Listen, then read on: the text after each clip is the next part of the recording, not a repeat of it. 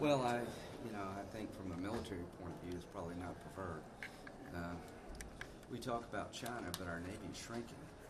I'd like to have a budget that would grow the Navy to be competitive with China.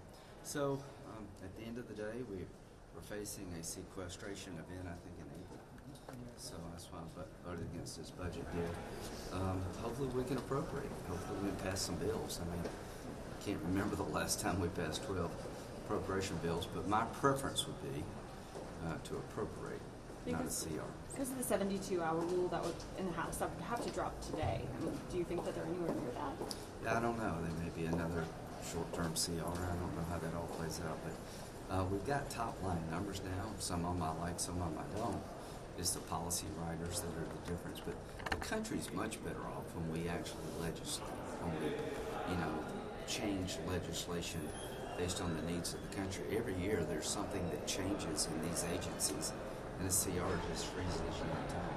Hey. Hi, Senator. On Ukraine aid, how do you unlock that? Does the House need to come up with a product at this point? I think President Trump's idea of a loan is the key to Ukraine.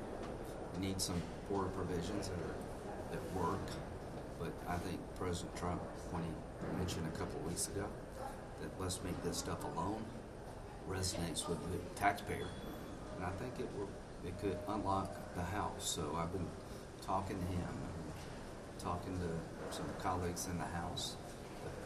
Fitzpatrick, is it Gooding? Is that the Lance Gooding?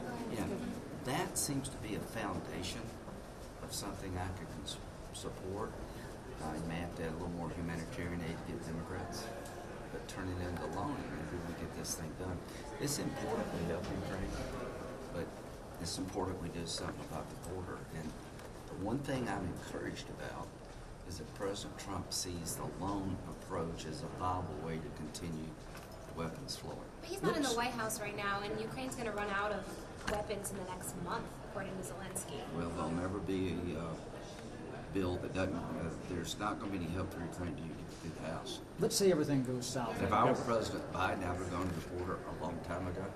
You created this problem. You made it hard for a person like me to ignore the border because it's such a crap show down there. So, yeah. Let's say they can't get an agreement on government funding here, and we get into a shutdown next week. Is it appropriate to go ahead with a State of the Union address if there's a government shutdown?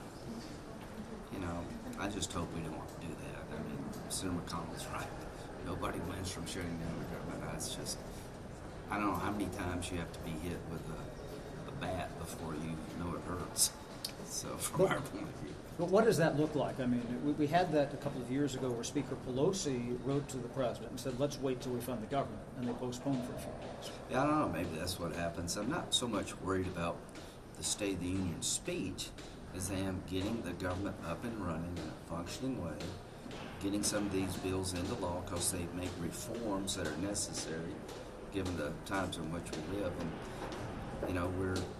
we're looking at maybe a short-term CR, but eventually a long-term, year-long CR, I think, hurts the military. It's just a bad way to run the place. And Senator, on abortion, when are you planning on reintroducing your bill? Well, I'm going to sit down and talk with my co-sponsors, and I'll be moving forward here. Let's get some of this other stuff off the table so we have a focus to look at it. But I'm very much in the idea that banning late-term abortions with exceptions for rape, incest, life of the mother is where America's at. That the Democratic position, no limits anytime, anywhere, is out of line with the world. And this is a debate worthy of a great nation.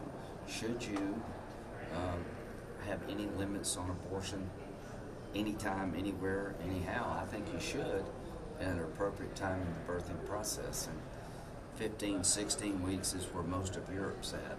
So I welcome that debate. Why bring this to the national level when so many of your Republican colleagues have said it should be kept at the state level? Well, I disagree. I think the pro-life movement is about the baby. It's not about geography. A child at 9 months, at 16, 15 weeks feel pain. They're well developed. They feel pain. All of Europe, except for 3 countries, limit abortion from 12 to 15 weeks. So if the pro-life movement is about the baby, what does it matter where the baby's conceived?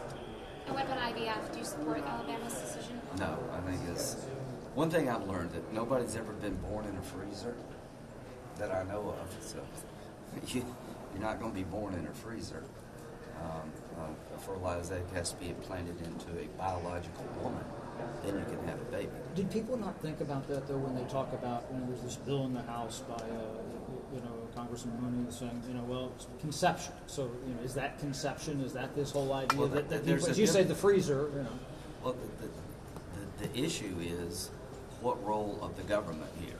You can have your, if you're a member of the Catholic Church, Yes, sir. love our Catholic friends, they have a view based on religious teaching. We're talking about the role of the government here.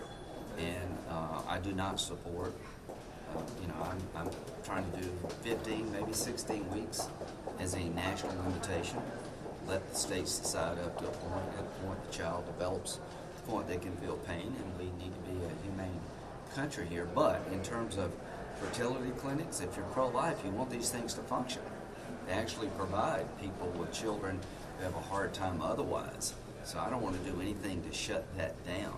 And you can have an intellectual debate about when life begins. We're talking about the law here. At the end of the day, a embryo in a freezer is not going to develop into a human being. So we need to have a balanced approach to make sure that the treatments go forward. And Democrats are accusing us now of wanting to limit birth control.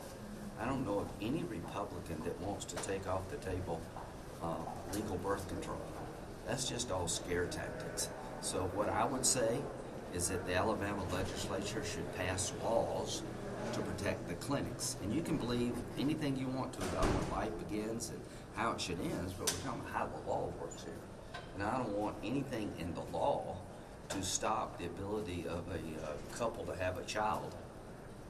And that's the goal of these fertilization clinics. So will you support Senator Duckworth's legislation? I don't know. I haven't even seen it. I'll be glad to look at it. Yeah. Thank you. Thank you, sir. Thank you.